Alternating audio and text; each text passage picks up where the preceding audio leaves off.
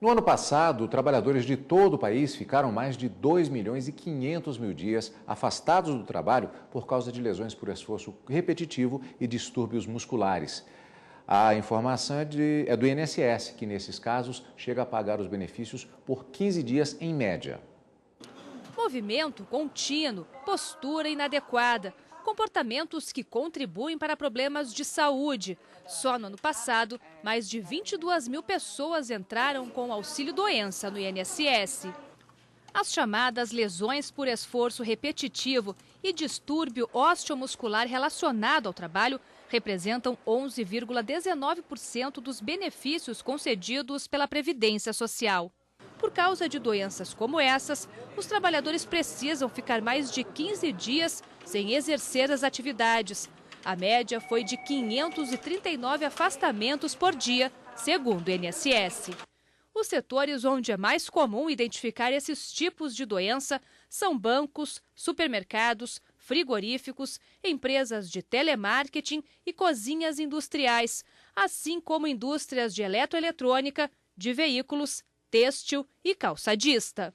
Somando todos os benefícios concedidos no ano passado, por causa da lesão por esforço repetitivo e distúrbio osteomuscular relacionado ao trabalho, se chega a 2.590.000 dias de afastamentos. Por isso, o INSS chama a atenção para a necessidade de uma avaliação dos ambientes de trabalho e de uma adequação dos problemas encontrados. Também é importante fazer um registro das queixas mais frequentes nos setores de maior risco, com investimento em ginástica laboral e pausas programadas durante o expediente. E o Ministério do Trabalho, especialmente através da Inspeção do Trabalho, tem essa missão de ir até o ambiente de trabalho na empresa, identificar esses riscos e tomar as medidas cabíveis no âmbito administrativo, ou seja, notificar o empregador para a correção, lavrar os autos de infração e, em casos extremos, até promover o embargo ou a interdição do estabelecimento.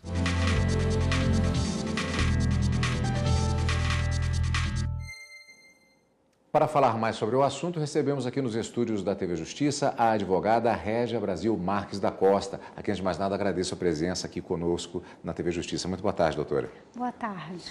Doutora, existe uma música que fala que cada um sabe a dor e a alegria de ser o que é. E parece que cada tempo em que vamos vivendo durante a história também tem as suas dores específicas e as suas delícias. No caso, a Ler Dort, ela é um fenômeno moderno, é um fenômeno da nossa época. É uma pergunta interessante, porque a Ler não é um fenômeno moderno. Interessante. Ela até pode estar se agravando devido ao uso da tecnologia, à automação. Mas ela é uma doença antiga. Tanto que em 1700, no ano de 1700, ou seja, no século 17, um médico italiano chamado, sobrenome Ramazzini, Bernardino Ramazzini, ele escreveu uma obra sobre as principais doenças que acometiam o trabalhador na época. E aí ele cita o caso dos caixas e escreventes que já sofriam das lesões por esforços repetitivos. E é interessante também porque com a Revolução Industrial, logo depois, século 18 e 19, passa a ter uma maior frequência do relato das lesões. E aqui no Brasil, os primeiros relatos vieram no ano de 1973, com os empregados que trabalhavam no serviço de gomagem, que é a passagem de roupa, as lavadeiras. E aí, em 1986, o antigo INAMPS, que era o Instituto Nacional de Previdência, Assistência Médica e Previdência Social, ele faz a primeira catalogação em relação a essa doença, que é da tenossinovite, dizendo que ela é uma doença do trabalho por lesões repetitivas. Agora, até hoje, nós temos esses números que mostram, é um problema crônico, então é um problema e que, na verdade, ele já vem sendo registrado há muito tempo. Interessante essa informação, confesso que eu não sabia.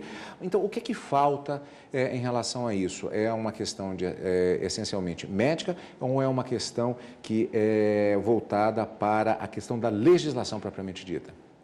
Olha, na verdade, existe uma legislação, tem toda uma instrução normativa, tanto do INSS, quanto do próprio Ministério do Trabalho, quanto da própria CLT, E o que ocorre é a falta de fiscalização, de respeito às pausas laborais, à própria ginástica laboral, os intervalos inter e intra-jornadas. Então, talvez esteja faltando um pouco mais disso. Como também não é só a avaliação médica sobre o trabalhador, é a avaliação médica sobre o ambiente do trabalho. Então, é preciso que haja tanto a avaliação do trabalhador quanto do ambiente para ver se algo ali no próprio ambiente está gerando a problemática.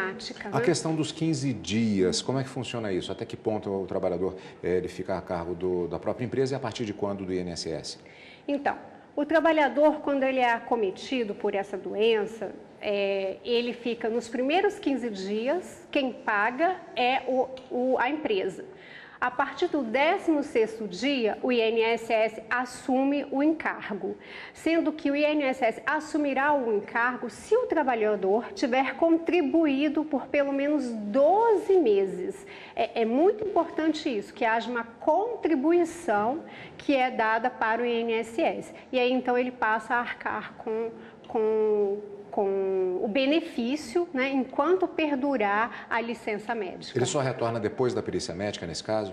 Não, ele pode retornar antes. No final do ano passado, em novembro de 2017, o INSS lançou uma instrução normativa com várias regras em relação ao auxílio-doença. E aí, uma das regras é que se o periciado quiser retornar para o trabalho antes de uma nova perícia, com um perito do INSS, ele poderá fazê-lo. Então, normalmente assim, ou o empregado adoece, passa por uma primeira perícia, e aí o perito diz, por exemplo, para ele, olha, daqui a 30 dias o benefício cessará e você retornará ao trabalho. Se antes desses 30 dias ele quiser retornar, ele poderá fazê-lo, como já dito. Porém, ele vai prestar um esclarecimento, redigir uma carta para o INSS. Houve críticas em relação a isso. Por quê? Porque o trabalhador ele não tem capacidade técnica e mesmo emocional para se declarar ação.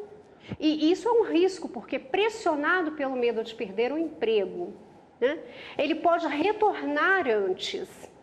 E para a empresa também é um risco. Por quê? Porque ela, assumindo um empregado doente, ela pode vir a ser responsabilizada por uma piora do quadro e ser acionada judicialmente. Doutora, eu tinha mais perguntas para fazer, a entrevista bastante interessante e importante para o trabalhador, mas infelizmente o nosso tempo está esgotado, mas continuaremos acompanhando e já contando com a sua participação novamente para falar sobre esse tema. Muito obrigado por estar conosco. Obrigada.